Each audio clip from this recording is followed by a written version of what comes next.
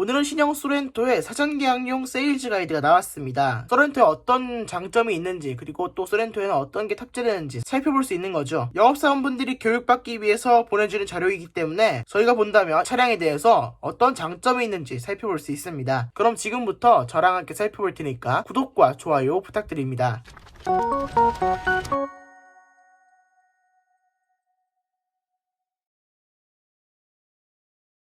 먼저 이번 소렌토는 4가지 키워드가 있습니다. 첫 번째로는 역시 디자인입니다. 러기드하고 스타일리시한 디자인으로 되어 있고요. 신플랫폼 기반의 중대형 SUV라고 신플랫폼을 굉장히 강조하고 있습니다. 그 다음에 2열 독립 시트로 후석 쾌적성이 상당히 높아졌는데요. 이런 부분도 그대로 담겨있는 모습입니다. 그 다음에 2.2L 디젤과 8단 DCT가 소렌토에 최초로 적용된 모습이고요. 스마트 스트림 터보 하이브리드 역시도 국산 동급 최초라고 되어 있습니다. 첨단 IT 기반의 하이퍼 커넥티비티라고 기아페이도 지원되고 리모트 360도 뷰도 지원됩니다. 그럼 먼저 익스테리어입니다. 전면부부터 살펴보면요. 라디에이터 그릴, 프론트 범퍼 안개 등을 상당히 강조하고 있고요. 풀 LED 헤드램프는 원래는 3개짜리 프로젝션은 스타일 옵션으로만 제공되고요. LED 프로젝션 헤드램프가 아니라 그냥 LED 헤드램프를 원하신다면 스타일 옵션을 빼면 그냥 4개짜리 반사판 LED가 달립니다. 18인치 휠이 기본 사양, 20인치 휠이 옵션을 선택해야지만 되는 사양입니다. 하이브리드 전용 휠은 인치가 하나씩 작습니다. 17인치 휠, 19인치 휠이고요. 하이브리드 역시 똑같이 19인치 휠은 스타일 옵션을 넣어야지만 제공됩니다. 그 다음에 트렌드 트림에서는 스타일 옵션으로 제공되고 나머지 트림에서는 전부 기본 적용되는 LED 리어 콤비네이션 램프가 적용되어 있습니다. 제가 말씀드렸듯이 바깥쪽은 브레이크 등 안쪽은 노란색으로 깜빡이로 되어 있는 모습을 볼 수 있습니다. 인테리어를 살펴보면요. K5에서도 상당히 강조했던 12.3인치 계기판이 장착되어 있습니다. 일반적인 모드와 날씨 테마 모두 지원을 하는데요.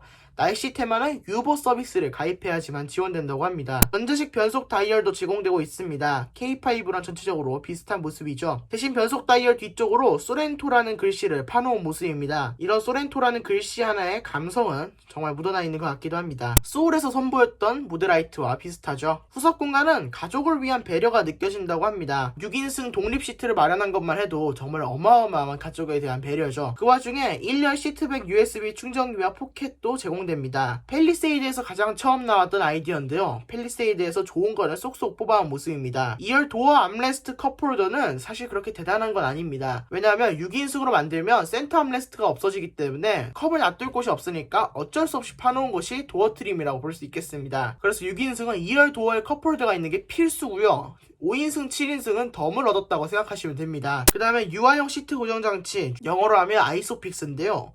2열에 2개, 3열에 2개가 적용되어 있지만 3열은 비상사태에서만 사용하시기 바랍니다. 5인 가족이 있는데 애기들이 어려서 굳이 이 차량을 사서 카시트를 3개를 단다 이러면 저는 무조건 반대할 겁니다. 왜냐하면 3열이 너무 위험하기 때문에 3열이 사고 났을 때는 정말 걷잡을 수 없는 결과를 초래할 수 있기 때문에 3열의 카시트는 정말 단거리 저속주행에만 사용하시길 바라겠습니다. 그 다음에 5인승, 6인승, 7인승 시트가 마련되어 있고요. 스마트 원 터치 워크인 시트가 적용되어 있습니다. 버튼 한번 누르면 시트가 앞으로 접혀서 3열로 들어가기 편하게 해주는 거죠. 이와 더불어서 스마트 원터치 폴딩이 들어가 있습니다. 폴딩은 되지만 다시 펴지는 시스템은 아닐 것으로 추정되는데요. 버튼을 누르면 시트가 앞으로 훅 넘어가는 방식입니다. 그 다음에 6인승 시트에는 각도 조절식 암레스트가 달려서 시트를 눕히고도 편안하게 팔을 지탱할 수 있도록 해놓은 모습입니다. 파워트레인도 한번 살펴보겠습니다. 디젤 모델의 파워트레인 출력은 202마력의 45토크로 기존에 비해서 달라지는 건 없습니다. 다만 변속기가 기존 전륜 8단 변속기에서 스마트 스트림 습식 8단 DCT로 바뀌는데요. 스마트 스트림 터보 하이브리드가 제공됩니다. 최고 출력은 230마력이고요. 최대 토크는 35.7토크입니다. 마력은 디젤보다 높고 토크는 디젤보다 낮습니다만 엔진이 배터리가 방전됐을 때 얼마나 출력이 나오는지 봐야죠. 엔진만을 이용한 순수 출력은 180마력입니다. 절대 부족한 수치가 아닐 것이라고 보입니다. 그리고 하이브리드의 복합 연비는 15.3km/L입니다. 5인승 2륜구동의 17인치 타이어 기준이고요. 도심에서는 16.3km/L 나오고 고속도로에서는 14.2km/L가 나온다고 합니다. 이 하이브리드 시스템은 참고만 하시면 될 것 같습니다. 신규 플랫폼이 적용되었다는 사실을 굉장히 강조하죠. 비틀림 강성을 개선했다고 나오고요. 정숙성, 핸들링,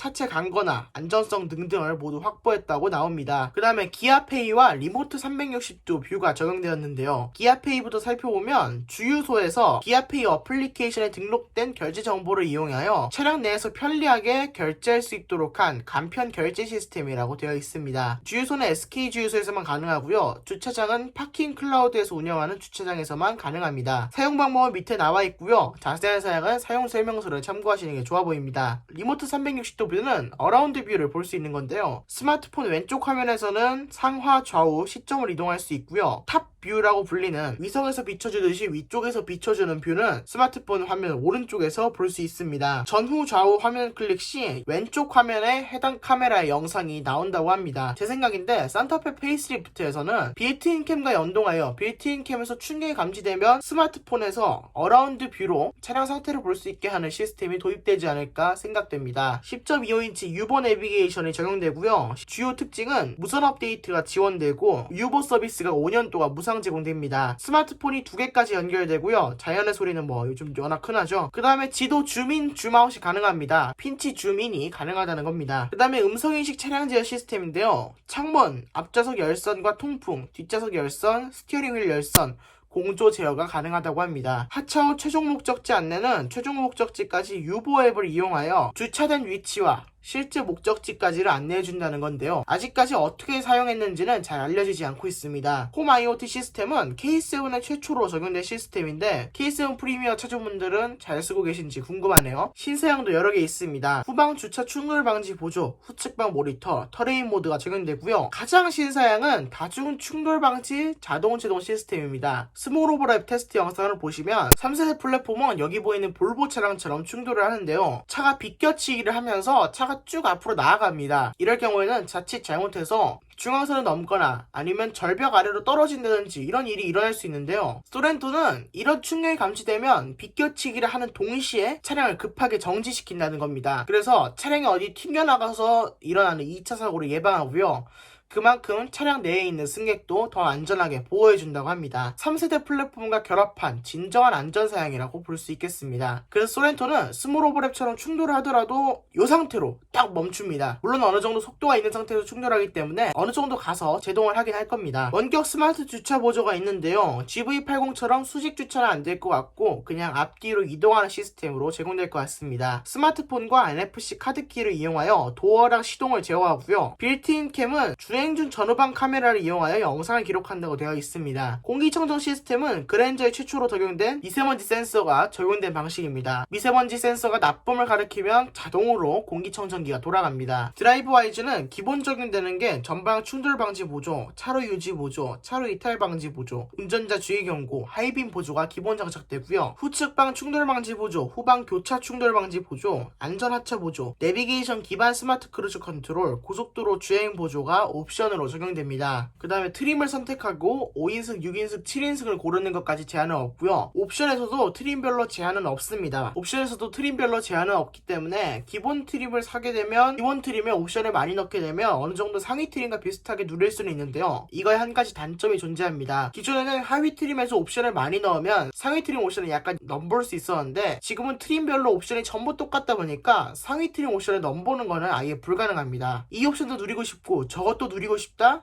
그럼 시그니처로 오라 이런 말을 돌려하고 있다고 생각됩니다. 저는 그래서 저는 현대차의 옵션이 더 마음에 듭니다. 트림별 주요 사항은 제가 지난번에 올려드린 가격 관련 영상을 참조해 주시면 감사하겠습니다. 외장 컬러는 스노우 화이트 펄, 에센스 브라운, 미네랄 블루, 플라티늄 그라파이트, 오로라 블랙펄 총 5가지로 제공되고요. 내장 컬러는 블랙 인테리어는 디젤 전용, 새들 브라운 인테리어는 공용이고요.